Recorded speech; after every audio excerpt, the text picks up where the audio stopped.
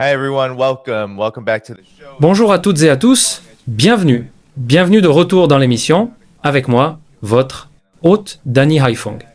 Comme vous pouvez le voir, je suis rejoint par l'économiste et analyste géopolitique de renommée mondiale, Jeffrey Sachs.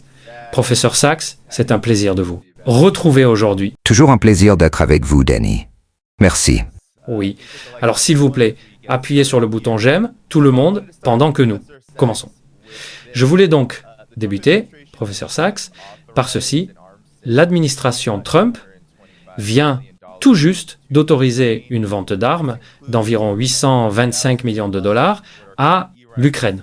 Cela inclut plus de 3000 missiles appelés ATACMS, avec une portée qui pourrait dépasser celle des précédents ATACMS. Maintenant, Caroline Leavitt, la porte-parole de la Maison-Blanche, vient de déclarer que la Russie et l'Ukraine ne sont pas prêtes pour la paix. Je suis curieux d'avoir votre avis sur cette décision particulière de l'administration Trump. Est-ce que cela a fait exploser le processus de paix? Car la Russie a répété à plusieurs reprises que ces missiles et ce financement maintiennent la guerre. Pendant ce temps, Trump affirme qu'il ne finance pas la guerre, qu'il vend simplement des armes à l'OTAN. Alors, qu'est-ce qui se passe ici? Eh bien, Trump et son équipe sont complètement incompétents. Tout d'abord, chaque jour, il y a un changement de point de vue, un changement de déclaration. Certains jours, ce sont des menaces. D'autres jours, des propos du type « mon meilleur ami Vladimir ». En réalité, ce ne sont pas des tactiques. C'est de l'incompétence et de l'incohérence. Le président est incapable de former une idée cohérente de ce qui se passe. Il est soumis à de multiples pressions. Ses propres promesses de mettre fin à la guerre, une opinion publique américaine qui est lasse de tout cela, les entrepreneurs de l'armement qui veulent vendre des armes, les néoconservateurs qui sont en partie des profiteurs de guerre et en partie des idéologues de la guerre, et enfin les dirigeants européens qui sont dans le même camp. Une combinaison de va-t-en-guerre et d'otages du complexe militaro-industriel, le leur et le nôtre, qui sont fondamentalement identiques. Trump n'a donc pas la capacité de trouver une issue à cette situation. C'est une administration qui échoue sur de nombreux fronts, y compris sur le défi de faire la paix. La paix est possible, mais elle ne se crée pas d'elle-même. Elle doit être conçue, construite dans un cadre clair. Elle doit être expliquée, justifiée. Elle exige des négociations, pas une réunion de 2 heures. Rien de tout cela ne se produit actuellement. C'est très triste. Et c'est très inquiétant d'avoir une telle incompétence à la tête des États-Unis. Mais je pense que c'est fondamentalement l'explication de ce que nous voyons. Ce ne sont pas des manœuvres intelligentes. Ce n'est pas stratégique. Ce n'est même pas tactique. C'est simplement de l'agitation désordonnée. And will it make a difference, Professor Sachs? Et, est-ce que cela fera une différence, professeur Sachs, puisque le contrat stipule que 1 millier de missiles ATACMS par an vont être envoyés à l'Ukraine? Le discours de l'administration Trump est très chaotique. D'un côté, ils disent qu'ils n'autoriseront pas des frappes de missiles de longue portée en Russie depuis l'Ukraine avec des armes américaines. Et pourtant, cette énorme promesse faite à l'Ukraine, qu'elle soit réalisable ou non, dans la quantité qu'ils disent vouloir fournir avec ces missiles, semble indiquer exactement le message inverse à la Russie. Qu'en dites-vous? Je ne suis pas suffisamment un expert militaire pour connaître toutes les implications de ce système d'armement, mais cela me semble être clairement une prolongation de la guerre.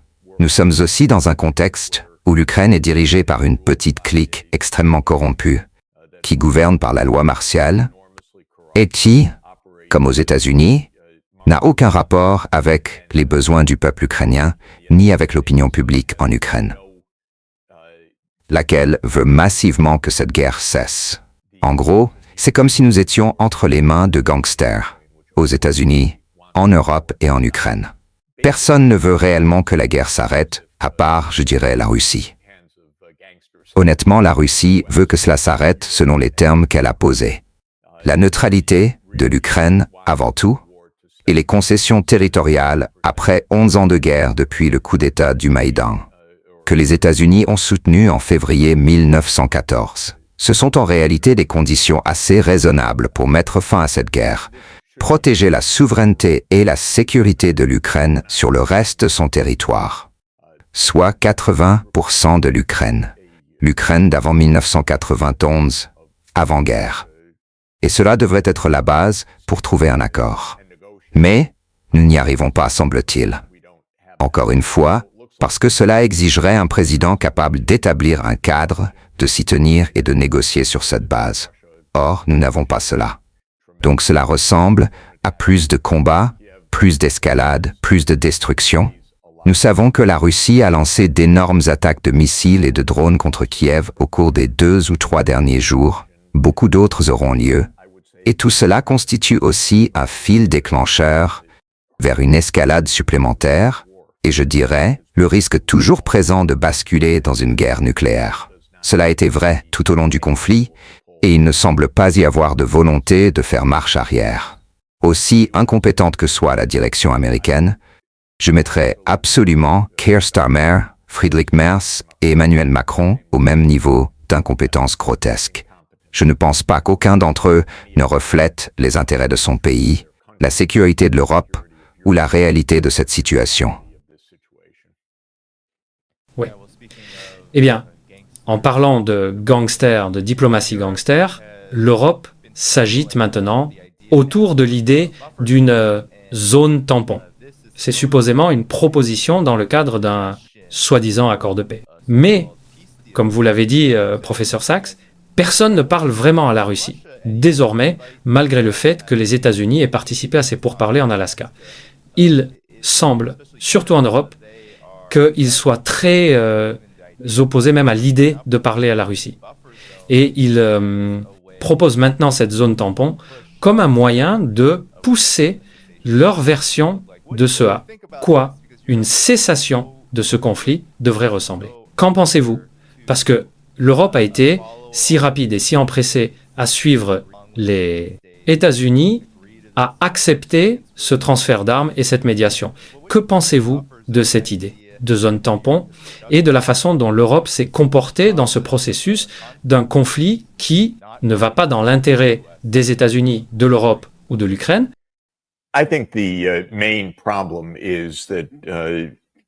Je pense que le principal problème, c'est qu'il n'y a absolument aucun dialogue entre l'Europe et la Russie. Zéro.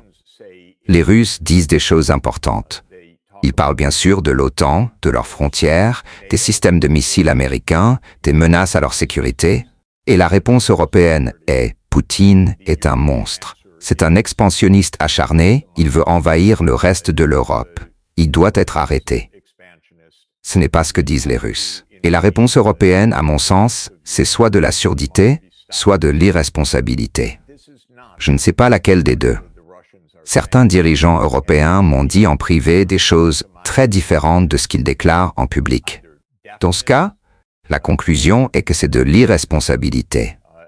Ils misent sur plus de guerre, pour une raison ou une autre, même s'ils savent que ce qu'ils affirment n'est pas vrai. Certains de ces dirigeants me semblent simplement être des imbéciles. Keir Starmer, par exemple. Olaf Scholz, lui, me paraît être un va-t-en-guerre inlassable. Il n'a jamais prononcé un seul mot en faveur d'une solution pacifique. Et ce qui est incroyable, c'est que l'Allemagne a une responsabilité particulière dans la paix.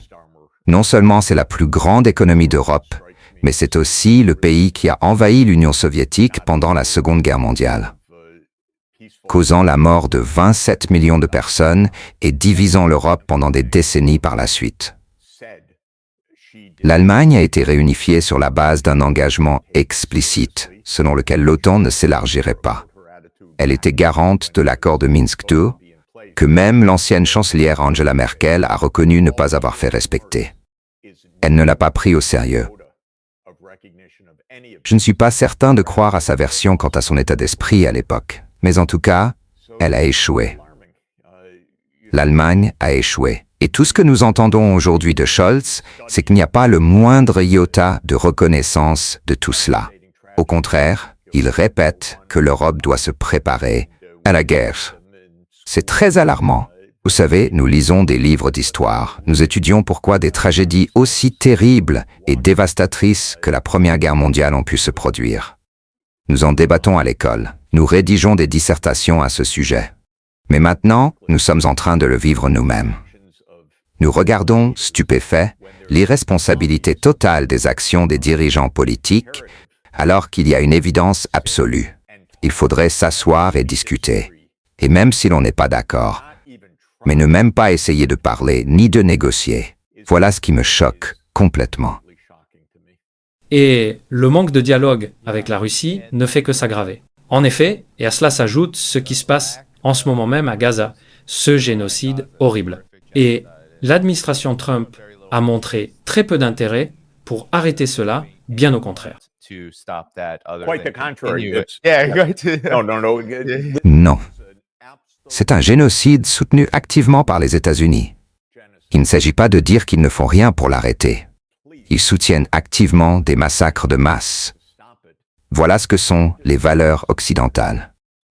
Pour que tout le monde comprenne bien, les valeurs occidentales, c'est la conviction que l'on peut massacrer des gens que l'on considère comme n'étant pas dans son camp, comme des sous-hommes ou comme n'appartenant pas au bon groupe religieux, ou peu importe. C'est ce qui se passe en ce moment. C'est actif. C'est une complicité directe. Et pendant que nous parlons, le département d'État américain vient d'annoncer que les responsables palestiniens ne seront pas autorisés à se rendre aux Nations Unies en septembre, parce qu'ils demandent la reconnaissance de la Palestine. L'horreur absolue. Pendant que les États-Unis, eux, commettent un génocide. Voilà où nous en sommes aujourd'hui. This is where we are right now. Yeah, you have the US completely engaged. Oui, vous avez raison. Les États-Unis sont complètement impliqués et même certains diraient qu'ils sont les principaux responsables. Beaucoup de gens affirment que l'Ukraine est désormais la guerre de Trump. Mais ce qui se passe à Gaza, le génocide là-bas, repose certainement, comme vous venez de le dire, aux pieds de Donald Trump. Et il y a aussi un autre élément curieux. J'aimerais avoir votre analyse dans ce cadre, professeur Sachs. Car, d'un côté, les États-Unis s'enlisent dans une guerre génocidaire, de l'autre, ils s'enlisent dans une guerre en Ukraine qui pourrait déclencher une troisième guerre mondiale, avec un risque de conflit nucléaire. Et voilà qu'arrive Peter Navarro, un faucon notoirement anti-Chine, qui est aujourd'hui conseiller au sein de la division de Trump sur l'industrie et le commerce. Il a récemment déclaré ceci à propos de l'Inde. En ce moment, il y a beaucoup de panique à propos du rapprochement entre la Chine, la Chine agirait Russie et l'Inde. Ce qui se passe, bien sûr, c'est que l'Ukraine vient nous voir, ainsi que l'Europe, et demande « Donnez-nous encore plus d'argent ». Alors tout le monde en Amérique perd à cause de ce que fait l'Inde, les consommateurs et les entreprises perdent, les travailleurs perdent, car les tarifs douaniers élevés de l'Inde nous coûtent des emplois, des usines, des revenus et des salaires plus élevés, puis les contribuables perdent parce que nous devons financer la guerre de Modi, d'accord? La route vers la paix passe au moins en partie, par New Delhi. Je veux dire, la guerre de Modi, il fait ici référence à l'Ukraine. Et nous avons déjà entendu ce genre de discours à propos de la Chine. L'Ukraine serait la guerre de la Chine, parce que la Chine continue de commercer avec la Russie. Mais il y a une panique encore plus grande. Modi et Xi Jinping travaillent à un possible accord historique pour apaiser les relations entre l'Inde et la Chine. Et bien sûr, la Russie et la Chine sont plus proches que jamais. Tout cela a de nombreuses conséquences. Quelle est votre analyse, professeur Sachs? Eh bien, je dirais presque merci à Trump et à Peter Navarro, car ils sont en train d'unir le monde. Certes, ils l'unissent contre les États-Unis, mais cela reste une union du monde. Ce sont vraiment des imbéciles. Navarro c'est un idiot. Désolé, mais c'est vrai. Ce qu'ils ont fait ces 2 dernières semaines, c'est réduire à néant des années de relations américano-indiennes. J'ai toujours dit à mes amis indiens, à mes collègues, à toutes les personnes avec qui j'ai discuté de cela, les États-Unis sont complètement indignes de confiance. Il n'existe pas d'alliance de confiance avec eux. Et j'ai conseillé à l'Inde, ne vous alignez jamais sur les États-Unis contre la Chine. C'est imprudent, c'est une mission vouée à l'échec. c'est jouer le jeu hégémonique américain. Et c'est pas dans l'intérêt de l'Inde. Eh bien, je peux dire que Peter Navarro et Trump viennent de donner raison à mes avertissements de la manière la plus directe et la plus évidente. Ces derniers jours, j'ai parlé à de très hauts responsables indiens, à des médias, à des dirigeants économiques. Ils considèrent que les relations entre l'Inde et les États-Unis sont brisées. Et ce n'est pas seulement à cause des déclarations idiotes de Navarro, c'est la guerre de Modi, mais aussi à cause de ce tarif punitif de 25%. Les Indiens l'ont bien noté. Merci pour cela. Les relations plus étroites entre la Chine et l'Inde étaient déjà en préparation depuis plusieurs mois parce que cela a beaucoup de sens pour les deux pays. Mais la vague d'activité diplomatique qui a suivi les mesures tarifaires de Trump contre le Brésil et contre l'Inde a été spectaculaire. J'ai pu l'observer d'assez près. Le Brésil, l'Inde, la Chine et la Russie ont multiplié ces 2 dernières semaines les rencontres diplomatiques de haut niveau. Ministre de la Défense, ministre des Affaires étrangères, visites de chefs d'État. Et ils vont maintenant se retrouver lors du sommet de l'Organisation de coopération de Shanghai, dans seulement quelques jours. Alors, merci Donald Trump et Peter Navarro pour cette grande victoire diplomatique au bénéfice des BRICS. Avant de poursuivre cette vidéo, nous aimerions vous demander un petit geste de soutien. Rejoignez notre chaîne pour nous aider à continuer à offrir au public francophone un contenu informatif, libre et surtout différent de ce que diffusent les médias traditionnels, souvent bien loin de la réalité. Produire ces vidéos demande du temps, de l'énergie et surtout beaucoup de ressources. Et comme nous refusons de dépendre uniquement des vues YouTube, votre soutien direct est essentiel pour préserver notre indépendance. Cliquez simplement sur le bouton « Rejoindre » juste à côté du bouton « S'abonner » ou suivez le lien disponible en description. Merci d'avance pour votre soutien et maintenant, place à la suite de notre vidéo. Oui. Et parlons aussi des conséquences, parce que nous avons beaucoup parlé dans l'émission et vous êtes venus plusieurs fois pour en parler des conséquences du conflit en Ukraine. On a beaucoup insisté sur l'impact que cela a sur l'hégémonie du dollar américain et sur le monde unipolaire en général. Et il semble que le conflit en Ukraine, Gaza et les escalades continuent avec l'Iran, diminuent la position des États-Unis, tout en profitant grandement aux BRICS.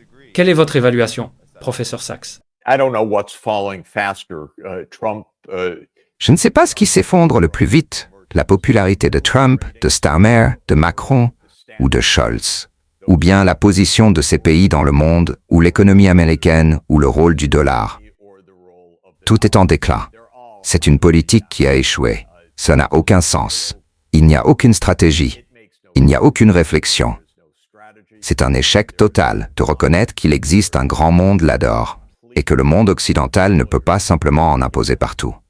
Pour mettre des chiffres sur la table, il y a 335 millions d'Américains, environ 450 millions dans l'Union européenne et entre 55 et 60 millions en Grande-Bretagne. Si vous additionnez tout cela, cela représente un peu plus de 10% de la population mondiale. Voilà tout. Ils se parlent entre eux, tiennent leurs réunions, font des menaces au reste du monde, imposent des sanctions. Ils sont même divisés entre eux, parce que Trump est en guerre commerciale avec tout le monde. Mais en dehors de cela, ces 10% du monde pensent toujours qu'il dirige la planète. Trump, qui représente ces 335 millions de personnes, soit 4,1% de la population mondiale, pense qu'il dirige le monde à lui tout seul. C'est un délire. Tout échoue. Tout cela choque le reste du monde. Même en prenant Gaza au fait, au moins 180 des 193 États membres de l'ONU sont fortement favorables à la reconnaissance de l'État palestinien à l'ONU. Beaucoup le feront dans les 3 ou 4 prochaines semaines. Les États-Unis se retrouvent presque seuls, aux côtés d'Israël, de Vanuatu, de Nauru, de Palau, de Papouasie-Nouvelle-Guinée et de quelques autres. Voilà à peu près tout. Donc, les États-Unis s'isolent de plus en plus. Et comment gèrent-ils cet isolement? Ils refusent des visas à des personnes qu'ils ne veulent pas entendre. C'est encore un isolement supplémentaire. Ils imposent des tarifs douaniers, encore un isolement. Ils en veulent au reste du monde. Nous n'avons pas besoin du reste du monde. Eh bien, en réalité, les États-Unis ont besoin du reste du monde. Tout cela constitue donc une approche complètement ratée des États-Unis. Et les échecs deviennent visibles partout. Dans les dernières minutes qui me restent, professeur Sachs, votre dernier commentaire rapide. Pensez-vous que nous assistons au début de la fin de l'Empire américain? Certains considèrent les tueries à Gaza, le génocide là-bas, la capacité des États-Unis à maintenir ce gigantesque appareil militaire, tout en imposant tarifs et sanctions, comme un signe de force. Mais vous venez de dire que cela accentue leur isolement. Est-ce le début de la fin de l'hégémonie américaine? Et que vient-il ensuite? Il n'y a pas d'hégémonie. Nous sommes dans un monde multipolaire. Les États-Unis ne peuvent pas vaincre la Russie. Les États-Unis ne peuvent pas vaincre la Chine. Les États-Unis ne peuvent pas vaincre l'Inde. Il existe de nombreuses grandes puissances. Les armes nucléaires sont également un grand égalisateur. Ce n'est pas un monde que les États-Unis peuvent diriger avec leurs 4,1% de la population mondiale. Et, soit dit en passant, rappelons que Trump est très impopulaire. Dans les données de sondage les plus récentes, il a 37% d'approbation et 55% de désapprobation. Il ne dirige même pas les États-Unis. Dans son délire, avec ses décrets exécutifs, il croit le faire. Mais il n'a même pas le soutien de la majorité des Américains. Loin de là. Donc, en ce sens, nous sommes déjà dans un monde multipolaire. Mais on ne peut pas se réjouir trop vite, car l'ampleur de la destruction, les massacres de masse, la famine de 2 à millions de personnes à Gaza, la menace nucléaire rend la situation extrêmement dangereuse. Nous avons besoin de plus que la multipolarité. Il nous faut un minimum de décence pour savoir comment vivre ensemble. Et cela, les États-Unis ne l'ont pas à ce jour. C'est un échec interne, non pas la réalité objective du monde. C'est un état d'esprit de Washington. Washington croit encore diriger le monde. Et ce type de délire est très, très dangereux.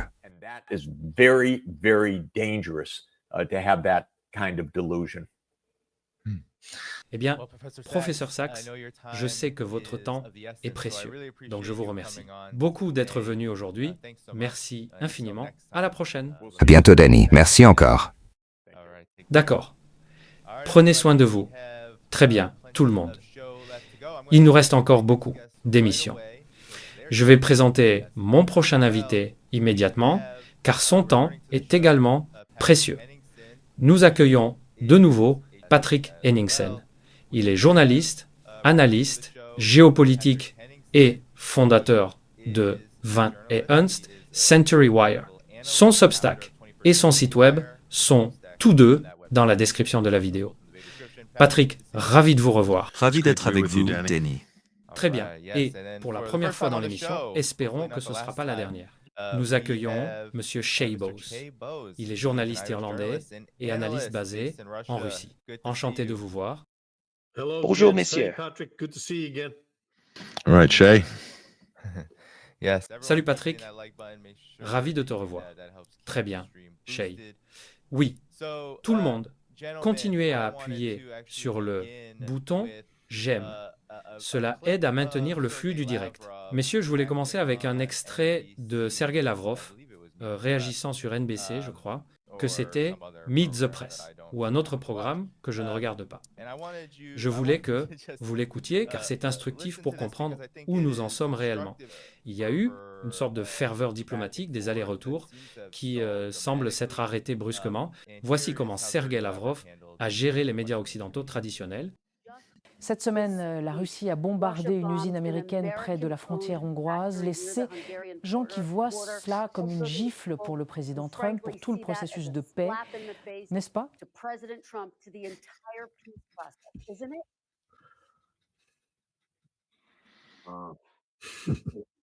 Eh bien, je dis que ceux qui sont sincèrement intéressés à comprendre ce qui se passe devraient savoir, ils devraient savoir maintenant que la Russie n'a jamais ciblé délibérément un site qui n'est pas lié aux capacités militaires de l'Ukraine.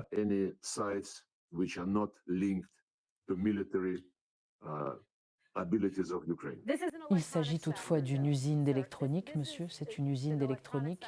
J'ai parlé aux personnes sur place. Elles fabriquent des machines à café, entre autres produits électroniques. Ce n'est pas un site militaire. Eh bien, je comprends que certaines personnes soient vraiment naïves et quand elles voient une machine à café dans la vitrine, elles croient que c'est là qu'on produit des machines à café. Notre renseignement dispose d'excellentes informations et nous ciblons uniquement, comme je l'ai dit, soit des entreprises militaires, des sites militaires, ou des entreprises industrielles, directement impliquées dans la production d'équipements militaires pour l'armée ukrainienne. Alors, commençons par vous, Patrick. Quelle est votre réaction compte tenu de tout ce qui s'est passé, de la situation en Ukraine, de la réponse de la Russie et du fait que l'administration Trump vient de signer un nouveau contrat majeur d'armement pour l'Ukraine malgré des déclarations contraires? Quelle est votre évaluation de la situation et de la manière dont la Russie la gère? Oh, désolé, vous êtes en sourdine. Je pense que ce clip médiatique est emblématique du gouffre entre la réalité occidentale et ce qui se passe réellement sur le terrain. Si Zelensky devait commenter cela, il vous dirait qu'il fabrique des scooters pour personnes handicapées. Et comment osent les Russes mener une telle attaque? C'est juste ridicule. Mais l'Occident devrait en prendre note. Parce que vous savez, certaines de ces choses auraient pu... Je ne pense pas que la Russie soit allée à fond sur beaucoup de ces questions auparavant, mais après Alaska, la dynamique du pouvoir a changé. Nous en avons parlé précédemment, Danny. La Russie a désormais beaucoup de leviers sur toutes les parties, et comme les autres parties ne peuvent rien faire pour changer les faits sur le terrain, en termes de négociation, s'il n'y a aucun effort réel de la part de l'Occident ou de l'Ukraine, alors la Russie va simplement continuer à avancer et à défendre ses intérêts. Aussi simple que cela. Maintenant, ils surveillent les itinéraires d'acheminement des armes et des approvisionnements via l'Allemagne et la Pologne. Et tout cela est maintenant surveillé par des drones russes. Ils ont donc envoyé un signal clair aux États-Unis et à l'Europe. Vous vous souvenez que cela faisait partie du grand projet. L'Occident allait investir 50 milliards dans des usines de drones en Ukraine. Je ne peux penser à pire investissement que de construire quoi que ce soit lié à l'armée ou à double usage en Ukraine, car cela finira rapidement en un immense tas de ferraille. C'est un peu fou qu'ils envisagent cela, surtout à ce stade du conflit, en pensant marquer des points. Oh mon Dieu, ils ont touché une entreprise américaine. Ou c'est une entreprise dans laquelle les États-Unis ont investi. Et alors, ce n'est pas une ambassade, ce n'est pas un territoire souverain d'un autre État. L'UEB, Ursula von der Leyen pour ainsi dire, a été hystérique ce matin parce qu'une installation européenne a subi des dommages collatéraux suite à une frappe russe à Kiev, qui prétendait militaire. Le British Council a aussi été affecté et en partie l'installation européenne. Mais je me dis, ils continuent à dire que l'Ukraine est une zone de guerre. Alors pourquoi l'UERD maintient-elle une mission à Kiev si cela met en danger ses membres, à moins qu'ils ne fassent autre chose que de représenter l'ULIOTH? À ce stade, tout cela s'effondre complètement du côté occidental. Shay, vous avez passé beaucoup de temps, et vous avez passé beaucoup de temps en Russie. Quelle est l'impression de la Russie sur tout ce qui se passe? Parce qu'il semble que l'administration Trump, l'Europe, l'OTAN dans son ensemble, sème vraiment les graines de la défaite de l'Ukraine malgré toute la rhétorique sur la paix. Quelle est votre impression du point de vue russe? Well, it's probably going to be a bit disappointing and a bit boring because, as I say to everybody who I Eh bien, ce sera probablement un peu décevant et un peu ennuyeux parce que, comme je le dis à tous ceux à qui j'en parle, politiciens, médias, que j'écrive à ce sujet ou non, vous n'avez pas besoin d'être le professeur Jeffrey Sachs, un homme très érudit, ou John Mearsheimer, ou Patrick Henningsen pour connaître la position russe. Devinez quoi? Elle est exactement la même qu'en février 2022, lorsque Vladimir Poutine était au Kremlin et annonçait au monde ce que la Russie comptait faire en Ukraine. Et devinez quoi? Rien n'a changé. En fait, la seule chose qui a changé en Russie sur le plan interne, pour quelqu'un qui vit depuis cette époque, c'est la perception publique russe du conflit et la prise de conscience probablement parmi une partie libérale de la société russe qui, au début de cette phase du conflit, car cela a commencé bien sûr avant 2014, peut-être même durant la guerre froide, lorsque la CIA et les Britanniques finançaient des nationalistes ukrainiens pour détacher la RSS d'Ukraine de l'influence soviétique, a subi un contre-coup assez dramatique qui a été, dans une certaine mesure, libéralisant. Beaucoup de personnes ont quitté le pays, plusieurs centaines de milliers. La plupart ont essayé de revenir depuis. Même les commentateurs les plus libéraux ont maintenant dit « Regardez ». Particulièrement après le désastre de Koursk, lorsque Volodymyr Zelensky a suivi ses conseillers britanniques à Khimki et à Robotyne lors de la contre-offensive. Souvenez-vous de ça. C'est un catalogue de catastrophes du point de vue occidental. Et comme je l'ai dit dans une interview avec les médias russes, dans tout bloc politique compétent, on dirait « Regardez, nous perdons ceci. Nous l'avons probablement perdu. » Nous avons probablement perdu la narration même parmi notre population. Dans mon propre pays, en Irlande, seulement 2% de la population considère désormais que l'Ukraine est un enjeu critique pour la société irlandaise. 2%. Et c'était au moins 35 à 40% au début du conflit. Même constat au Royaume-Uni, aux États-Unis. Les populations veulent un règlement négocié et cela commence à influencer le discours.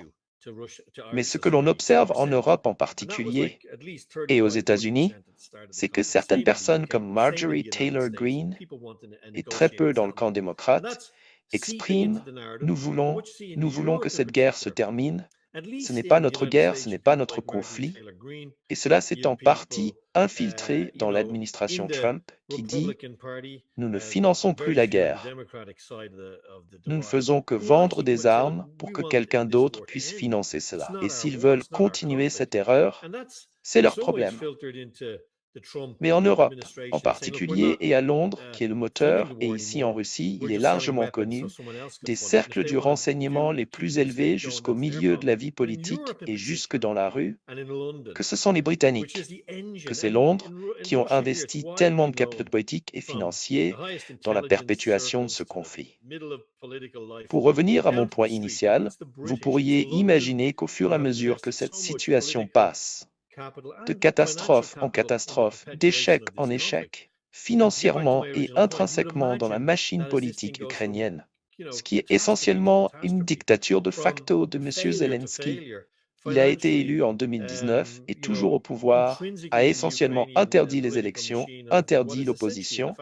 Vous pourriez imaginer que l'Occident, qui prétend soutenir la liberté, et que l'Ukraine défend en réalité la liberté des Américains, des Britanniques, des Européens, aurait un minimum d'objectivité et dirait « Regardez, nous devons sortir de cette situation maintenant ».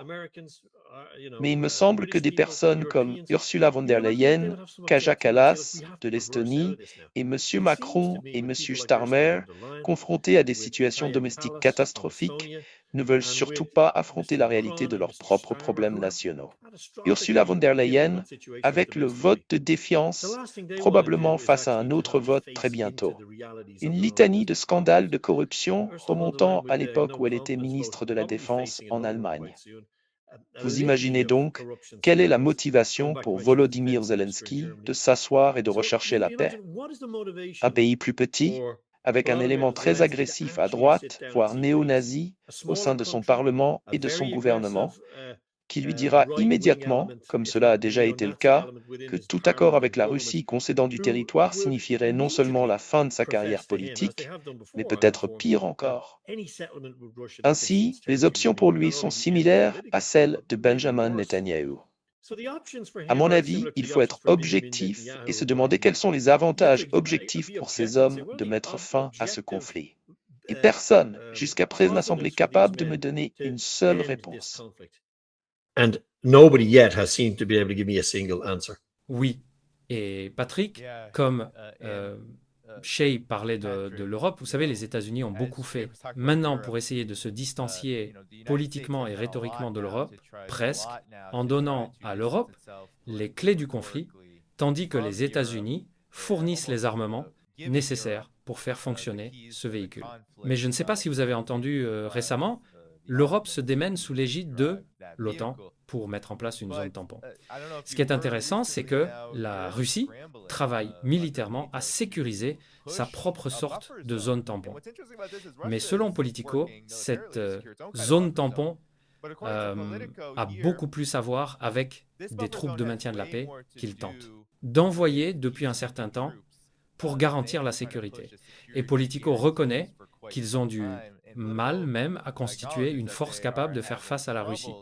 Mais ils insistent sur le fait qu'ils veulent être présents dans cette zone tampon qu'ils souhaitent établir en Ukraine dans le cadre de ces garanties de sécurité. Que pensez-vous de cela? Parce que cela représente depuis longtemps une ligne rouge pour la Russie et le désespoir de l'Europe semble continuer à croître.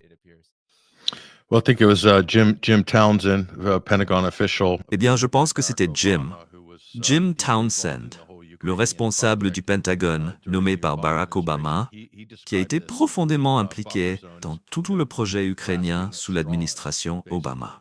Il a décrit cette zone tampon comme, vous savez, un acte de désespoir en quelque sorte. Donc c'est complètement cosmétique parce qu'ils essaient de créer un type de déclencheur à la manière du Kosovo ou d'un article 5, mais ils ne peuvent pas le faire officiellement par le biais de l'OTAN, pour diverses raisons. Tout cela n'est qu'une tentative de contourner le problème de faire déployer des troupes de l'OTAN en Ukraine. Ils pensent que cela créera un genre de statu quo qui empêcherait la Russie d'avancer. Fondamentalement, ils sont désespérés. À mon avis, la raison pour laquelle Trump a dû accélérer cette rencontre en Alaska, c'est que le front ukrainien s'effondre dans de nombreux secteurs clés. Et il cherche désespérément à entrer dans une véritable négociation où il pourrait, par bonne volonté, obtenir que la Russie gèle sa position sur la ligne de front. C'est la panique totale en ce moment. Il n'y a pas d'autre explication à tous ces jeux, car ils perdent lourdement sur le terrain et cherchent donc des moyens de contourner la situation. Mais ce sera un échec complet. Que se passera-t-il si cela se produit? Et pensez-vous vraiment que Kiev, avec les fous qu'ils ont actuellement, que Shea a décrit assez doucement à mon avis, va respecter les règles? Même si Donald Trump et Vladimir Poutine écrivaient un contrat dans le sang et le signaient, il n'y a aucune garantie que les Ukrainiens ne feront pas tout pour le saboter, pour le miner, comme le feraient les Européens et les Britanniques, et probablement la CIA aussi. Où en sommes-nous réellement dans ce processus? Alaska était importante, parce que cela pouvait être du théâtre politique peut-être, mais c'était un théâtre politique interne essentiel pour Trump. Mais pour la Russie, quand Trump serre la main de quelqu'un, avez-vous vu sa poignée de main stratégique? Il tend sa paume, la glisse et invite l'autre personne. C'est une sorte de geste de puissance à la Tony Robbins que Trump fait. La Russie a essentiellement fait cela à Trump en Alaska. Pas littéralement, mais proverbiellement. Ils doivent tous se conformer à la position russe. Et la position russe est « il n'y aura pas de cessez-le-feu, mais il faut d'abord un règlement négocié ». La Russie est donc complètement, comme l'a dit Shea, restée sur la même position depuis le début. Mais l'Europe, l'Ukraine et l'Occident n'ont aucun moyen d'y parvenir. Ils n'en ont pas les moyens. Zelensky vient juste d'envoyer son équipe à New York pour rencontrer l'équipe de Trump afin de discuter des garanties de sécurité. C'était sa réaction à l'attaque russe par missiles et drones sur Kiev. Il n'y aura aucune garantie de sécurité, ça viendra plus tard, après la signature du traité, et aucun traité ne sera signé avec ces fous. Je veux dire, ils sont tous un peu complètement déconnectés de la réalité en ce moment. Et je pense qu'ils sont tellement ensconcés dans la propagande qu'ils diffusent depuis maintenant, je crois, presque 4 ans. Oui, ça fera bientôt 4 ans, février 2026. 4 années de tropes, de propagande et d'idées complètement erronées sur le déroulement de ce conflit et sur ce qui se passe réellement sur le terrain. Donc, à moins qu'il n'y ait un moment « aha », je veux dire, il faudrait une intervention divine majeure à ce stade. Cela n'arrivera pas, cela ne viendra pas.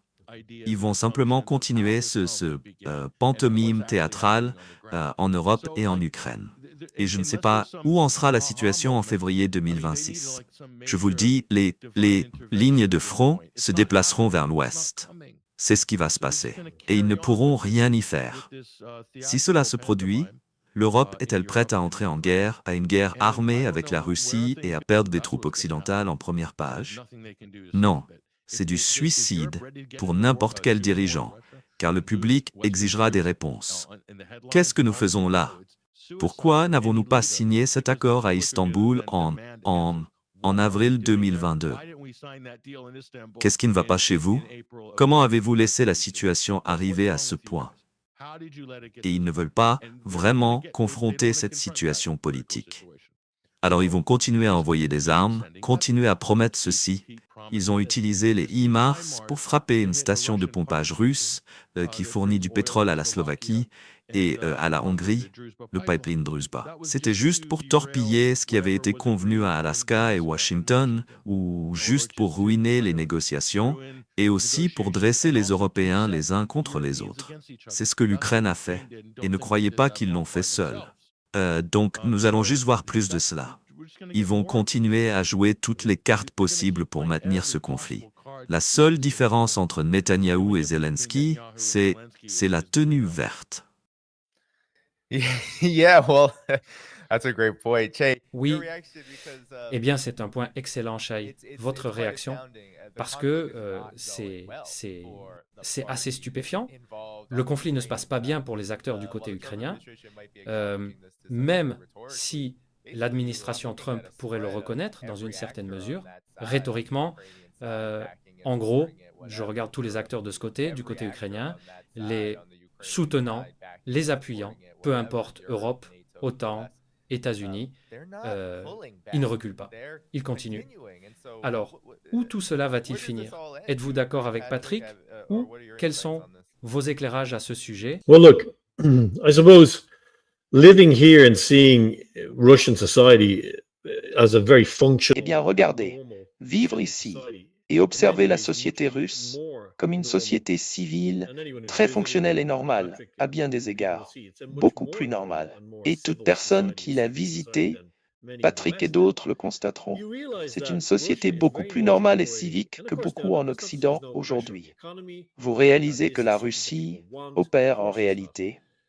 Et bien sûr maintenant, regardez, ça ne veut pas dire qu'il n'y a aucune pression sur l'économie, que c'est quelque chose que les gens veulent. Bien sûr que non. Mais vous comprenez que la Russie fonctionne en demi-première vitesse dans ce conflit.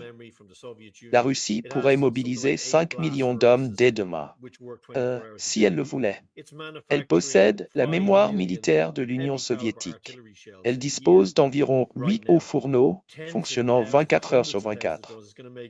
Elle fabrique actuellement 5 millions d'obus d'artillerie lourde par an, des dizaines, des milliers, des centaines de milliers de drones. Elle produira plus de drones que le reste de l'OTAN combiné cette année.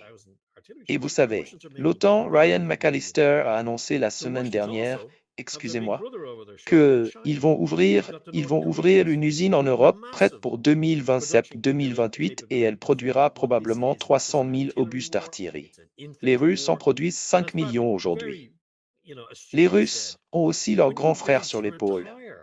La Chine, ils ont la Corée du Nord avec une capacité massive de production pour soutenir tout cela.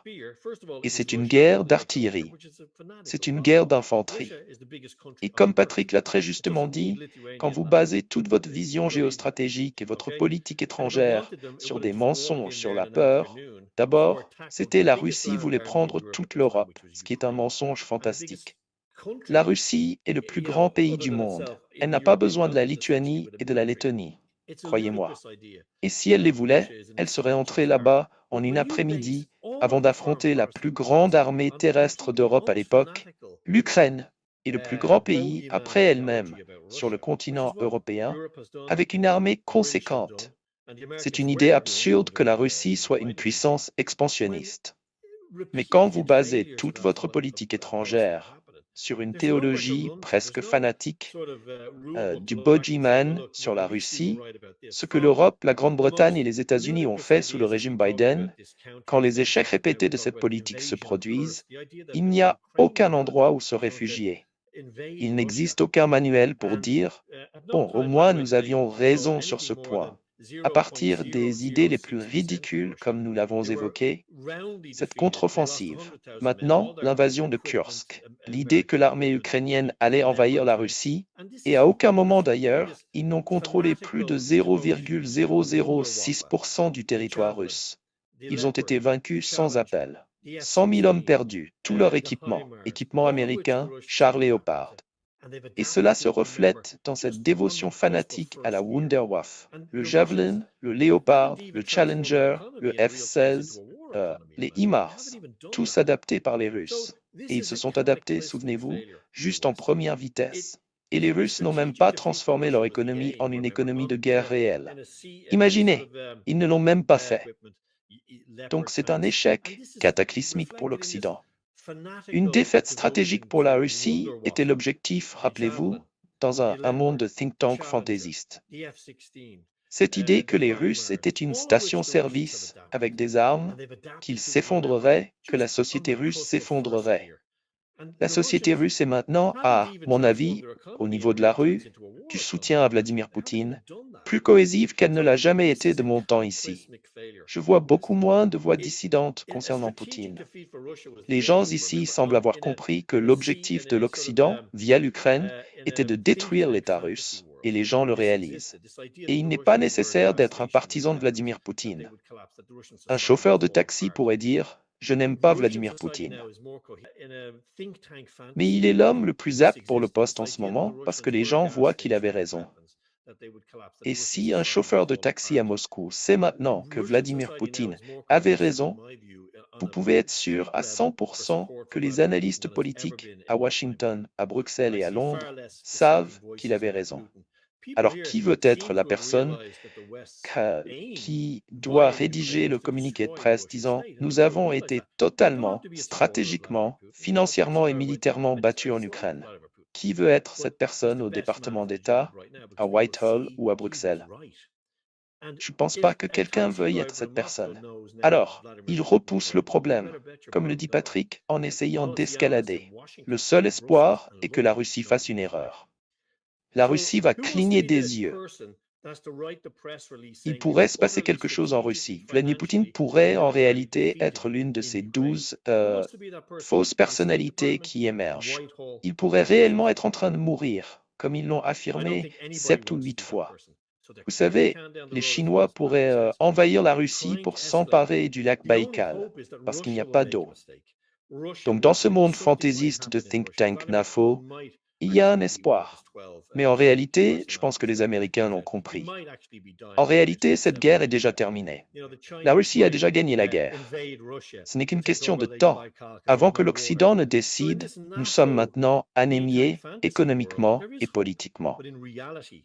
Et vous voyez cela au niveau national, dans des pays comme la France, comme l'Allemagne, avec la montée de l'AfD, en France avec la montée de Marine Le Pen et l'oppression de l'AfD et de Marine Le Pen, et en Roumanie avec l'oppression de Cătălin Georgescu. J'ai été expulsé de Roumanie lorsque j'y suis allé pour rendre compte de l'oppression du vote par les services secrets français, ce qui a été vérifié à la fin par le propriétaire de Telegram, Pavel Durov. Il a dit que les Français, quand ils m'ont dit « vous devez empêcher les gens de parler de ces personnes ». Donc quand le dysfonctionnement devient si endémique, c'est partout, par osmose, les gens commencent à réaliser qu'ils ont été dupés, même si cette machine médiatique de plusieurs milliards de dollars leur dit le contraire. Les gens finissent par saturer de vérité. Et je pense que le changement américain, même s'il est assez cynique, est que ils continueront à fournir des armes. Il faut des gens pour combattre. Il faut des gens pour transporter les armes. Il faut des gens pour former et conduire les camions. La population ukrainienne est en déclin catastrophique. Beaucoup plus de décès que de naissances. Oubliez la situation de combat, où les Russes suggéraient jusqu'à 1 700 000 tués et blessés. D'un point de vue démographique, l'Ukraine est en train de mourir. Et c'est un front. Juste pour finir sur un point que vous avez soulevé au sujet des casques bleus. L'illusion que 20 ou 30 000 soldats français et britanniques peuvent surveiller une ligne de front de 2500 km. Cela définit simplement le manque de réalisme et l'absence de rapport avec la réalité que ces gens ont. J'ai été dans les zones frontalières. J'ai vu la réalité mécanisée massive de cette guerre. Et croyez-moi, les puissances occidentales sont tellement déconnectées de la réalité. Ils se plaignent des fenêtres cassées au British Council et à la mission de l'UE à Kiev.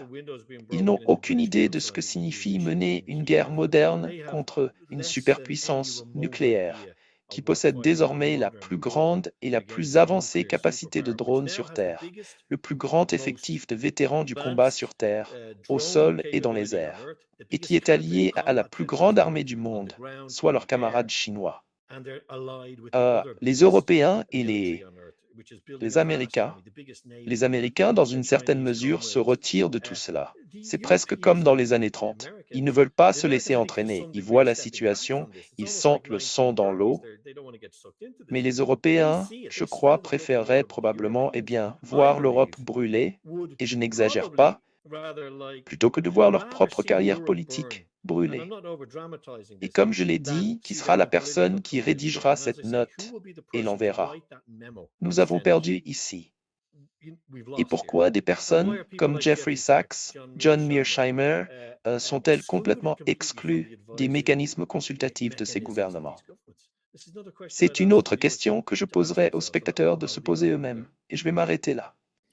Yeah, I mean, what's so unfathomable and unbelievable. Oui, je veux dire, ce qui est si inconcevable et incroyable, c'est à quel point l'Europe a été, à tous les niveaux, surtout l'Europe occidentale, les vassaux de l'OTAN, tellement zélé Trump veut en faire leur guerre. Il veut, peu importe combien les États-Unis sont impliqués, armes, renseignements, peu importe, il veut, à tous les niveaux, éliminer le désastre politique absolu que c'est pour lui, et il lui reste 3 ans pour le faire, et les dirigeants européens sont comme « oui maître, oui nous allons le faire ». C'est absolument stupéfiant. Des derniers commentaires, Patrick, avant de passer au sujet suivant. Yeah, I don't think the US can. Oui, vous savez, je ne pense pas que les États-Unis puissent corriger ce désastre, pour la simple raison que si Donald Trump avait eu une sorte d'épiphanie majeure, et ensuite, vous savez, faisait tout le discours sur l'état de l'Union, appelait le State of the Union, disait « Regardez, c'est pourquoi ce conflit en Ukraine a commencé. Voici pourquoi. » Et ça s'est produit sous Obama, sous Biden et sous mon premier mandat.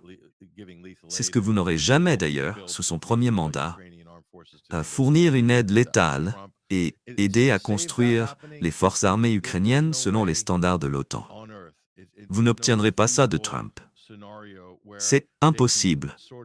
Il n'existe aucun scénario réalisable où il pourrait orienter correctement ce conflit. Donc, c'est le problème dans lequel il se trouve actuellement. Pour les États-Unis, politiquement, c'est vraiment une bonne politique du point de vue MAGA de faire le spectacle à la J.D. Vance, vous savez, au Munich Security Conference, en disant, vous savez, pourquoi protégeons-nous les Européens? Comme si le dividende de paix après la Seconde Guerre mondiale n'existait pas. Comme si le pacte de Varsovie ou l'OTAN n'avait jamais été formulé dans les années 50. Et donc cela fait une bonne politique de dire toutes ces choses comme « Oh, nous ne devrions pas protéger les Européens ». Mais avez-vous vu les États-Unis se retirer de toutes leurs bases en Allemagne? Avez-vous vu quoi que ce soit de tel? Non. Ce que nous voyons, c'est qu'ils ouvrent 47 nouvelles bases au Danemark, en Finlande, en Suède et en Norvège. C'est la plus grande expansion militaire des États-Unis en dehors du Moyen-Orient. Et donc cela inclut aussi l'Arctique. Pour le passage nord au-dessus de la côte russe, puis vers le sud sur la Scandinavie jusqu'à l'Atlantique Nord, c'est là que tout le jeu autour du Groenland que Trump essayait de mettre en place était très lié à cela. Alors pendant qu'ils disent toutes ces choses du type « nous, vous savez, c'est pas notre guerre là-bas », tout l'argent est investi dans la défense européenne et dans les positions américaines là-bas, avec d'énormes bases, des projets également en Roumanie. Ils militarisent donc ce nouveau rideau de fer qu'ils essaient de tracer, qu'ils ont rapproché de la Russie. Voilà où va l'argent. Je ne vois donc pas les États-Unis, aucune annonce sur le retrait de leur énorme empreinte militaire en Europe. Donc ça n'arrivera pas. Ni le retrait de leur dissuasion nucléaire. Ça n'arrivera pas non plus. Alors que regardons-nous exactement ici? Et je ne prends vraiment pas au sérieux cette rhétorique tant qu'on ne voit pas d'action concrète. Trump parle et parle et parle, et il n'y a aucune substance ni action réelle. Et donc il finit par tergiverser dans ce maelstrom politique, ce qu'il fait en ce moment avec l'Ukraine, et honnêtement, il ne sait pas comment sortir de la situation, même s'il le voulait. Il ne peut pas. Absolument pas. Et en plus, les Américains ont cette habitude folle de faire preuve de déférence envers tout officiel britannique ou toute pression venant de la Grande-Bretagne. C'est incroyable. Si vous regardez Washington, ils se plient tous comme une rangée de chaises bon marché dès que Tony Blair arrive, ou Boris Johnson, ou quelqu'un vient pour donner des ordres, ou le chef du GCHQ, ou peu importe, avec un renseignement qui change la donne, comme cela a été le cas pour l'Irak. Donc, les États-Unis ont encore ce complexe britannique qui leur permet d'être, en gros, remis en position si jamais ils s'écartent du projet. Et ça pourrait très bien se reproduire. Pour la Russie, c'est 3 ans, nous avons ce clone au pouvoir. Qui sera le prochain clone en 2028? Voilà ce qu'ils se disent. Je me demande bien qui ils vont avoir ensuite, parce qu'il n'y a aucune substance réelle dans tout ça. Pour l'Europe, l'idée que l'Ukraine finisse dans l'UE, sérieusement, ce n'est définitivement pas le cas. Oubliez l'OTAN, ça n'arrivera pas. Il faut un vote unanime. La Hongrie, la Slovaquie, et je peux en nommer 3 autres, ne voteront pas pour l'Ukraine. C'est donc lettre morte. Et pour l'UE, Bruxelles, pourraient-ils obtenir une protection de style OTAN en devenant membre accéléré de l'UE? Pas question. Aucun moyen. L'Ukraine va finir par devenir l'État-providence le plus coûteux d'Europe. Ils vont devoir payer pour tout. L'Ukraine, c'est comme cette épouse très chère qui est habituée à tout se faire payer. Pas moyen. Ils pourraient juste prétendre « Oh, les Russes ont détruit notre économie, vous devez payer pour tout, pour toujours. » Voilà ce qu'est l'Ukraine. Et la Hongrie, la Slovaquie, et comme l'a dit Shay, la Roumanie, ce serait une autre histoire si les Français et les Américains ne s'étaient pas mêlés des élections. Maintenant, toute l'Europe centrale se retourne contre l'Ukraine, contre cette guerre. Ils voient tous que c'est une guerre perdue. Mais l'OTAN a d'énormes plans pour la Roumanie, qu'ils veulent militariser, ainsi que la Moldavie. Ils n'abandonneront donc pas. Les Britanniques n'abandonneront pas. Les Européens n'abandonneront pas. Ils vendent tout cela à leurs électorats nationaux maintenant. De bons emplois dans la défense. Avant, c'était de bons emplois verts. Le net zéro s'effondre. Maintenant, ce sont des emplois dans la défense. L'économie verte a été remplacée par le keynésianisme militaire. Et c'est ainsi qu'ils le vendent en Grande-Bretagne, en Allemagne et en Europe. Et c'est ainsi qu'ils vendront la conscription si jamais ils y recourent. Ce sera présenté comme une opportunité de carrière. Ils n'ont aucune intention de mener une guerre contre la Russie, mais ils pousseront la situation jusqu'au bord si nécessaire pour maintenir ce train de profit, parce que c'est tout ce qu'ils ont pour le moment économiquement, après avoir complètement saboté le Nord Stream et les sanctions. Je ne vois personne se lever politiquement, et honnêtement, je ne le vois même pas du côté populiste de droite. Ou du moins, ils ne l'expriment pas assez clairement. Donc je ne sais pas, je pense que la Hongrie, la Slovaquie, tous ces pays les plus proches du conflit sont ceux qui parlent le plus raisonnablement, et ceux les plus éloignés sont les plus belliqueux. Cela devrait vous dire tout ce que vous devez savoir. Hawks on this. That should tell you everything that you ever need to know. Oui. Yeah. Well, Shay, I know you have a few more minutes here, so I wanted to actually get to the next les États-Unis, topic. l'Europe the United States and Europe, they are, I think they believe that Ukraine was going to be like jumping into a nice hot steam bath, very relaxing, it's going to go very well, and it ended up being a big black hole. And of course, we see just overall the US and NATO, they are completely mired, not just in Ukraine, but they are in a debacle in West Asia, whether it's the genocide in Gaza or constant efforts to destabilize Iran. Il faut garder à l'esprit qu'il y a une bonne synergie. Trump administration and Europe, we have to keep in mind that there is a pretty good synergy whenever it comes to US and European policy overall. Here we have the backfiring really impacting the United States in particular, its hegemony. There's a lot of fear about this rapprochement that is happening between China and India, backfiring, really impacting the United States in particular, its hegemony. There's a lot of fear about this rapprochement that is happening between China and India, and of course Russia, where you are. It's one of the most important members of the multipolar world, BRICS, etc. All three of these countries are getting closer together in foreign policy. Of course, and arch neocon Rag is sounding the alarm why they shouldn't India fall into the Russia-China trap. But here's the reality that these people live in. Just look at this. Russia and China cannot provide what India needs for long-term development and security. While it's been diversifying away from Russian weapons, it needs modern supplies. Moscow is useful for cheap energy, but offers little in advanced technology and investment.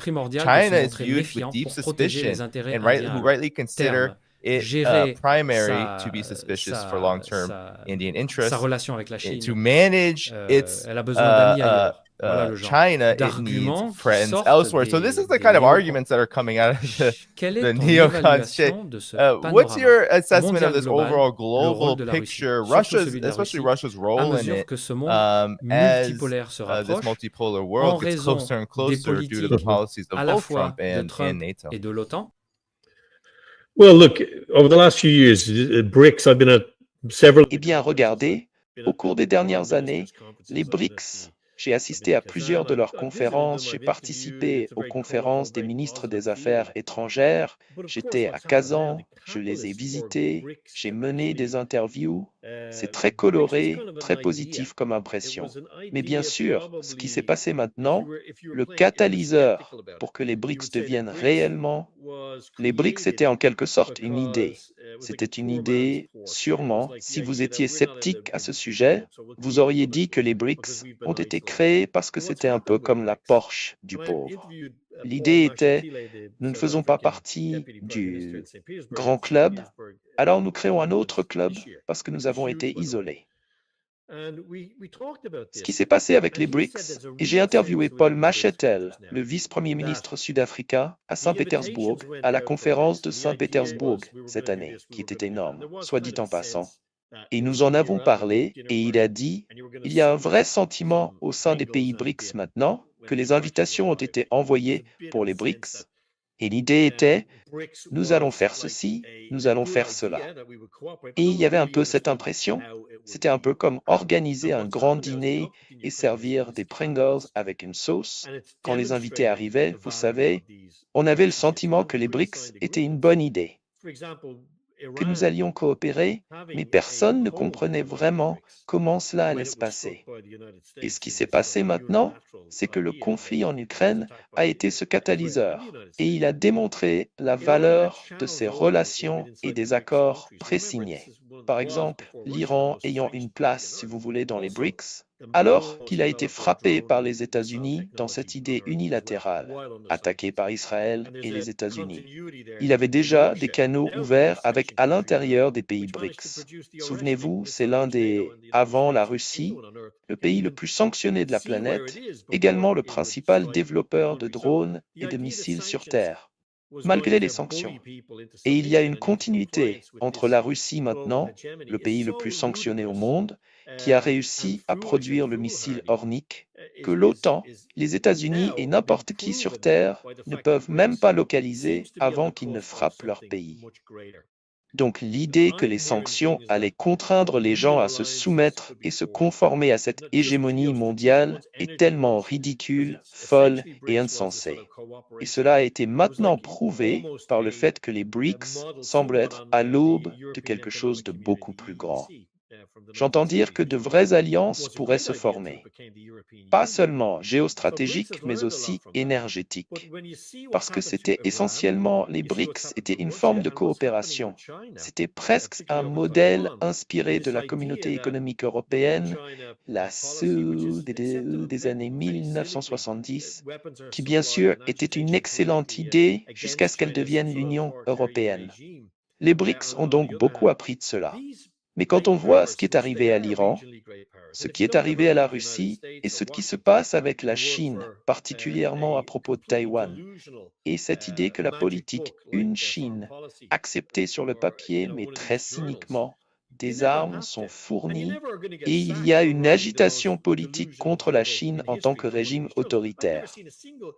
D'un autre côté, ces grandes puissances, qui le sont, de grandes puissances régionales, et si vous ne quittez jamais les États-Unis ou Washington et que vous travaillez pour un journal complètement délirant, style livre magique comme Foreign Policy, où vous savez, l'un de ces journaux, vous n'êtes jamais obligé, et vous ne serez jamais renvoyé, pour écrire les absurdités les plus délirantes de l'histoire. Je n'ai jamais vu un seul journalisme responsable venant de ces gens qui disent « La Russie, nous les vaincrons en 3 semaines ». Vladimir Poutine est diabétique et dans le coma, et les Russes n'ont plus que 4 missiles. Des choses comme ça ont été publiées, souvenez-vous, il y a 3 ans, et nous voilà avec les mêmes personnes qui publiaient cela et qui disent maintenant « Il faut les arrêter ». Un ami à moi, Brian MacDonald, un journaliste irlandais basé ici, en 2015, a inventé le terme « russophrenia ». Et ce terme signifie « Vous croyez que la Russie est en effondrement imminent. Toute la société russe s'effondre ici. Vous êtes susceptible d'être poussé par la fenêtre, vous allez être envoyé au gulag. Mais aussi, la Russie va conquérir le monde. » Comment fait-on cela? Comment la Russie peut-elle menacer l'ordre mondial tout en étant en effondrement perpétuel? Cela définit la politique étrangère délirante de think tank. Comment cela informe la politique venant de gens qui, franchement, sans être insultants, comme Donald Trump, qui vit dans un domaine de golf palatial? Souvenez-vous, c'est un homme qui a été élevé dans une école militaire d'élite, loin de toute civilisation, et qui a ensuite commencé son empire commercial avec un petit prêt de son père d'1 million de dollars. N'oubliez pas à qui nous avons affaire pour formuler la politique. Et aussi, c'est presque comme dans la cour du tsar orange. Maintenant, il y a un excellent livre, The Court of the Red Tsar, où Staline pouvait vous regarder d'une certaine manière, et ce qui signifie vous étiez sur le point d'être promu ou quelque chose d'autre allait vous arriver. Je vois la même dynamique dans le bureau ovale de Trump. Et dans mon émission, je fais l'émission Moscow Mules. Cette semaine, nous avons examiné cela et compilé. Tout le monde doit presque reculer dans la pièce, comme un vassal médiéval, pour dire « Ne les contrariez pas, quoi que vous fassiez. » Et cela ne contribue pas à une politique étrangère proactive et incisive. Non. Cela contribue à une conformité pseudo-religieuse avec un ego qui veut résoudre les guerres, même si elles ne sont pas résolues. Donc il faut comprendre, les BRICS voient cela. Il y a des gens très intelligents à Téhéran, des gens très intelligents à New Delhi, des gens très intelligents à Moscou. À mon avis, si je joue aux échecs, je sais de quel côté de l'échiquier je veux être. Et il va sans dire, la plus grande économie manufacturière de la planète, la plus grande démocratie de la planète, le plus grand fournisseur d'énergie de la planète. Et ce sont des économies en croissance. De l'autre côté de la table, vous avez Ursula von der Leyen, Donald Trump et M. Navarro, qui, à la fin de sa déclaration aujourd'hui, disant qu'ils allaient punir l'Inde, a ajouté « Voilà mon histoire, et je m'y tiens ». Vous imaginez? Donc j'espère que cela répond à votre question. Oui, ça répond. Oui, ça répond. Patrick, je veux te donner la parole, et Shay, je sais que ton temps est limité, donc tu peux partir quand tu veux. Mais Patrick, Je veux juste ajouter à ce que, sûrement Shay sera d'accord ou pas, la menace de sanctions secondaires contre quiconque commerce avec la Russie, puis visant l'Inde sur cette base. Je pense que Donald Trump mérite une récompense des BRICS. Je veux dire parce que ce mouvement est un véritable coup de maître pour les BRICS. Donald Trump a fait plus, et Peter Navarro a fait plus, pour les BRICS que quiconque. Il devrait recevoir la médaille de la liberté. Qu'en penses-tu, Shay? Médaille de la liberté des BRICS? C'est évident. L'ennemi de mon ennemi est mon ami. D'accord? Vous savez pourquoi ces puissances émergentes, qui ont des amis et ne sont pas isolées, pourquoi se plieraient-elles? J'ai écrit récemment que si l'Inde cède sous cette pression économique des États-Unis, elle accepte en fait de ne plus être souveraine.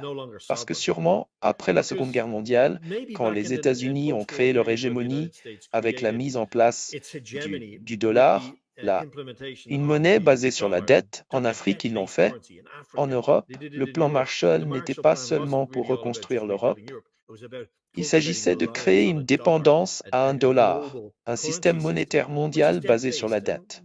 Et vous savez, les États-Unis n'ont pas besoin d'envahir votre pays. Ils peuvent simplement dire « nous allons appeler vos prêts » ou « nous allons vous mettre sous pression économique ». Vous ne pouvez pas faire ça avec l'Inde. Vous ne pouvez pas faire ça. Ils n'ont pas pu le faire avec la Russie. Souvenez-vous, les États-Unis ont imposé plus de 13 000 sanctions contre la Russie et il y a 10 jours à peine, le président américain a scellé la main du même homme qu'il sanctionnait. C'est une situation ridicule. Bien sûr, ce qu'il devrait faire, comme l'a dit Jeffrey Sachs, un homme très érudit, bien plus intelligent que moi, c'est combler cet écart avec, vous savez, devenir partie prenante dans un monde unipolaire. Personne n'a de problème avec le dollar comme monnaie de réserve mondiale. C'est le dollar qui a un problème avec le reste du monde. Ce n'est pas l'inverse. Et Vladimir Poutine l'a répété à plusieurs reprises. Nous n'avons pas de problème avec le dollar ou le commerce avec les États-Unis. Ce sont les États-Unis qui essayent d'armer une bonne idée contre nous. Et ils ne vont pas le tolérer. Donc je pense, si les BRICS et si un monde multipolaire, expression très utilisée, je m'en lasse un peu parce qu'elle est mal interprétée et mal employée, si cela doit arriver, nous sommes dans le creuset, ce four de pression qui a été créé maintenant. Je ne vois pas Modi, Xi et Poutine se regardant et ce sommet qui va se tenir le 3 septembre, dans quelques jours, où la Chine d'ailleurs va montrer ses vastes investissements militaires passés, je ne vois pas ces hommes se dire « je suis terrifié ». Que ressentez-vous? Nous devrions probablement nous rendre. Qui veut partir en premier avec son épouse? Je ne les vois pas faire ça. Et souvenez-vous, quand le président Xi a visité Moscou, j'étais là. J'étais au Kremlin, j'ai vu le président Xi quitter le Kremlin et Vladimir Poutine se saluant. Et nous avons entendu, nous sommes à l'aube de l'histoire. Nous allons définir cette nouvelle ère pour nos peuples et pour chacun. Ils se le sont dit et je ne crois pas que ce soit une déclaration insincère. Et maintenant, les Américains et les Européens, moins significatifs, ont maladroitement ouvert cette moule pour que la Chine, l'Inde et la Russie y versent et fassent des BRICS quelque chose de bien plus tangible et puissant qu'une simple idée. Oui, parce qu'en fin de compte, le G7, toutes ces organisations mondiales multilatérales, elles reposent sur la confiance. Même l'OMC, tout repose sur la confiance. Chaque traité repose sur la confiance. Donc quand les pays BRICS se rassemblent, la force des BRICS, comme toutes ces organisations, est qu'il y a une confiance implicite. Vous allez honorer vos engagements envers vos partenaires. Sur ce point, nous allons faire cela pour vous et ce sera dans 10 ans. D'accord, nous signons, vous pouvez en être sûr. Cela a été totalement rompu avec les États-Unis, comme l'a dit Lavrov. Ils ne sont plus capables de conclure des accords. Enfin, c'est la base de l'hégémonie américaine. Parce que les États-Unis ne peuvent pas être hégémons mondiaux sans partenaires, sans aide. Et maintenant, ils perdent leurs partenaires, ils menacent leurs alliés avec des sanctions secondaires, ils menacent tout le monde avec des tarifs punitifs. Totalement insensé. Donc vraiment, Donald Trump accélère la fin des États-Unis comme hégémon mondial. Mais la partie la plus drôle de l'article Foreign Policy que Danny nous a montré, celui qui s'appelle Crapo, disant « Oui, la Russie fournit de l'énergie bon marché, mais il faut plus que ça. » Non, cette énergie bon marché est la base de toute votre économie. Qui renoncerait à l'énergie bon marché, à part l'Allemagne et l'Europe, et se suicider économiquement? Les gens vivent vraiment dans un autre monde. Et c'est incroyable qu'ils aient un travail stable pour écrire des articles Foreign Policy. Avant de poursuivre cette vidéo, nous aimerions vous demander un petit geste de soutien. Rejoignez notre chaîne pour nous aider à continuer à offrir au public francophone un contenu informatif, libre et surtout différent de ce que diffusent les médias traditionnels, souvent bien loin de la réalité. Produire ces vidéos demande du temps, de l'énergie et surtout beaucoup de ressources. Et comme nous refusons de dépendre uniquement des vues YouTube, votre soutien direct est essentiel pour préserver notre indépendance.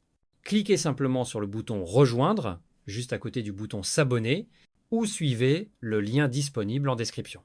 Merci d'avance pour votre soutien et maintenant, place à la suite de notre vidéo. Bon, pas de technologie avancée. Patrick et la Russie n'en a pas? Rien de tout ça? Oubliez l'Arctique, oubliez le Kinzhal, oubliez tout. Je parle avec vous maintenant par un simple lien. C'est de la technologie de pointe, des pelles ils transforment, des machines à laver, en ce qu'ils font, des machines à laver, c'est de l'artillerie. Bien. Shay, je sais que tu dois partir. Je te laisse. I'll let you go. Bon vol et un plaisir. J'espère parler avec vous tous bientôt. Merci à tout le monde. Bye. All right, Patrick. So we can finish up here. Just with Absolument. Au revoir. D'accord, Patrick. Nous pouvons conclure ici, juste avec ce point. Je veux dire, en fin de compte, et avec la Chine, c'est comme l'Inde a le droit, sans aucune justification, le droit d'être menacé par la Chine. Pendant ce temps, c'est l'administration Trump qui applique les droits de douane de 50%, et c'est l'administration Trump et l'Europe, ensemble, qui regardent constamment, qui sanctionnent ensuite à cause de la Russie, et tout cela arrive à un point critique. Je veux dire, il y a aussi, vous savez, lors de la journée de la victoire de la Chine, vous allez voir la République populaire démocratique de Corée.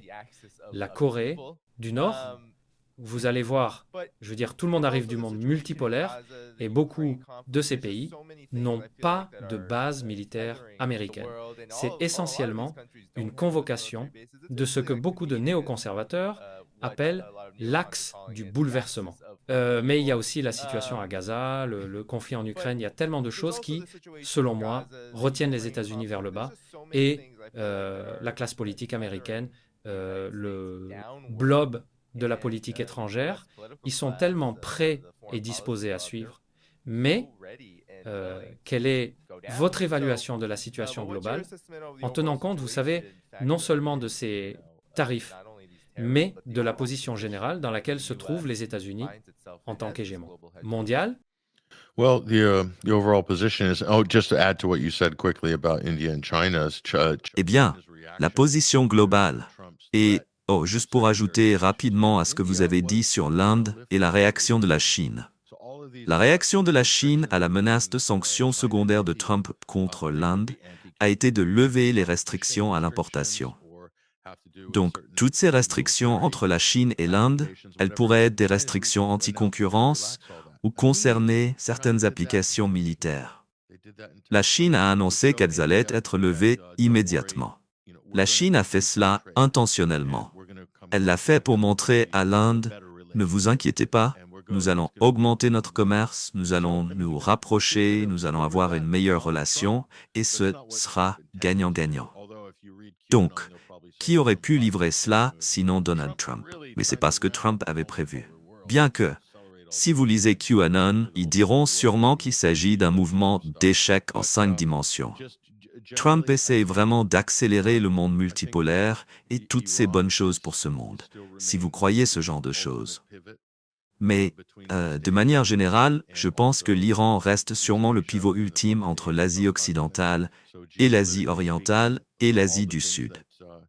Géopolitiquement parlant, pour toutes les choses que la Chine souhaiterait accomplir avec l'initiative Belt and Road et tout ce que les pays BRICS souhaiteraient accomplir, l'Iran, auquel vous pouvez ajouter l'Azerbaïdjan et d'autres États voisins, est le pivot clé. C'est le pivot géopolitique central, sans aucun doute, et beaucoup d'énergie va être consacrée à cela, du côté américain, du côté israélien, pour saper l'Iran. Parce que ça nous ramène à la question éternelle. Concernant Israël, est-ce que la queue remue le chien, ou Israël est-il un point d'ancrage pour l'impérialisme occidental? Ma réponse a toujours été, c'est les deux. C'est une relation symbiotique, où vous savez, les États-Unis soutiendront Israël, lui permettront d'exister, lui permettront de poursuivre le projet du Grand Israël, à condition qu'Israël reste un atout pour l'impérialisme et l'hégémonie anglo-américaine. Et quand je dis anglo-américain, je parle des Britanniques et des Américains. Parce qu'ils sont leaders, ils dirigent encore l'Europe.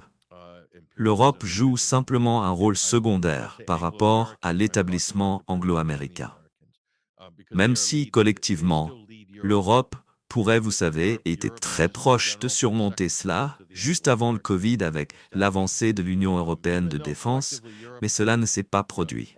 Et à la place, nous avons eu la guerre en Ukraine et l'OTAN dirigée par les États-Unis et la Grande-Bretagne est maintenant en position dominante pour déterminer les affaires militaires, économiques et politiques en Europe.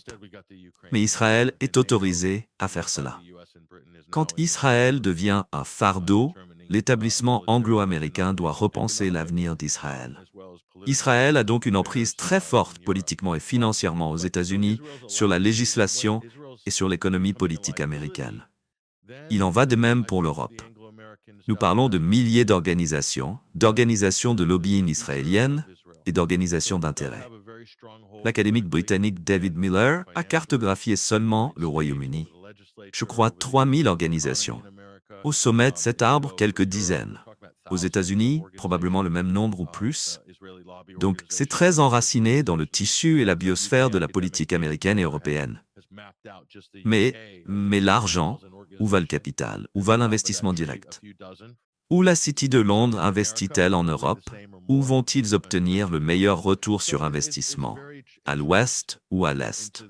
Évidemment, c'est à l'est, parce que c'est là que se trouve la croissance, là où se trouve l'innovation, l'expansion, les infrastructures, et c'est là que vous avez des gouvernements comme la Chine et la Russie qui ont pris le contrôle de l'État, peut-être l'Inde dans une certaine mesure. Je ne connais pas très bien les politiques de M. Modi sur l'économie dirigée par l'État, mais je connais bien celle de la Chine et de la Russie. Et cela donne stabilité et prévisibilité. Où investir? Bien sûr, le capital ira automatiquement là où il y a stabilité et prévisibilité, parce que c'est là que le retour sur investissement sera. Donc ça pourrait, en fin de compte, surpasser l'héritage du sionisme et son incroyable influence sur la politique étrangère américaine et européenne. La politique européenne, le lobby sioniste et israélien, a créé des alliances avec l'extrême droite en Europe et aussi dans une certaine mesure aux États-Unis. Mais si l'on considère Trump et le mouvement MAGA comme extrême droite, ce n'est pas la même chose pour moi. L'extrême droite populiste en Europe, Israël a fait un effort concerté absolu pour s'approprier et construire des alliances sur tous ces enjeux. La violence, la destruction, l'horreur, les massacres, vous savez, l'utilisation gratuite de la force militaire contre des zones civiles densément peuplées, c'est mauvais, vraiment mauvais. Le nettoyage ethnique, le génocide de la population palestinienne native, c'est tout simplement indicible. Nous n'avons jamais rien vu de tel de notre vivant dans l'ère moderne. Mais ce qui est encore plus effrayant, est-ce cela ou le fait que personne ne peut intervenir pour l'arrêter? Que personne ne peut retenir Israël, ni le soutien américain, ni le soutien britannique, et que les gens essayent de contourner la question en disant « Oh, ce n'est pas… » J'ai eu une conversation avec quelqu'un ce week-end lors d'un événement. J'ai dit, et il ne savait pas quelles étaient mes positions, mais mon ouverture a été « Y a-t-il un génocide blanc en Europe ?» Parce que vous entendez cette idée circuler, il y a un génocide blanc. Nick Fuentes, un génocide blanc. génocide, génocide blanc. Et il y aura sûrement les types d'extrême droite qui diront « Oui, il y a un génocide blanc en cours ». Et je demanderai « Y a-t-il un génocide à Gaza ?» Pas vraiment. Je ne veux pas utiliser le mot génocide. C'est un peu fort. Voilà où nous en sommes maintenant. Et ce n'est pas une bonne position politiquement, intellectuellement, ni socialement. Beaucoup de gens croient des choses qui ne sont tout simplement pas vraies. Et leur politique est influencée par cela. Ils sont manipulés par des gens comme Elon Musk et les milliardaires oligarchiques qui jettent de l'argent pour diviser les gens. Et c'est presque comme s'ils voulaient provoquer une guerre civile et sûrement une troisième guerre mondiale derrière tout ça. C'est ce que cela semble être, du moins. Voilà les signaux envoyés. Et donc, vous savez, je pense que l'Occident est dans une position vraiment très difficile. La marque israélienne est définitivement compromise. Elle ne se remettra jamais. Les Israéliens avanceront dans l'histoire en niant qu'ils sont Israéliens. Ils voudront s'identifier à une autre nationalité. Cela va se produire. Ils sont très proches d'obtenir leur solution finale à Gaza. Mais ce faisant, c'est la victoire pyrrhique ultime. Ils perdent leur légitimité et ils finiront probablement par perdre leur État juif en conséquence. C'est ainsi que l'histoire se déroule. Mais la question est, quels dommages peuvent être causés entre-temps pendant ce processus? Voilà la partie effrayante. Et qui va l'arrêter? Quelle nation, même une nation européenne, pourrait intervenir et dire « Nous allons imposer un embargo à Israël, qui est avec nous ». Et le faire publiquement en défiant tout le monde sur le plan moral. Cela existe-t-il? Est-ce le prochain président américain? Comment cela va-t-il se passer? Si ça n'arrive pas, je pense que nous allons avoir de gros problèmes. Je ne suis pas un pessimiste, mais je lis le terrain et j'essaie de voir qui va intervenir. Il n'y a personne. Oui, je suis inquiet.